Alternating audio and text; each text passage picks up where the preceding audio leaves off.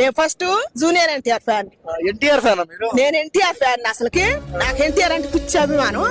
అయితే మన పవన్ కళ్యాణ్ సార్ వచ్చి నాకు ఆయన పరిపాలన చూసి ఆయన పడ్డ మాటలు అవన్నీ చూసి నేను అలా అనుబంధాలు అన్నదమ్ముల అనుబంధాలు చూసి నేను మళ్ళీ ఆయన ఫ్యాన్ అయిపోయినా. అలా మంచి పరిపాలన చేస్తుండ ఆడ ధర్మమూర్తి 4 పదాల మీద నడుస్తుంది. ఇప్పుడు ఆయన డిప్యూటీ సీఎం ఎవరికన్నా వచ్చింది అసలు ఆ పేరు?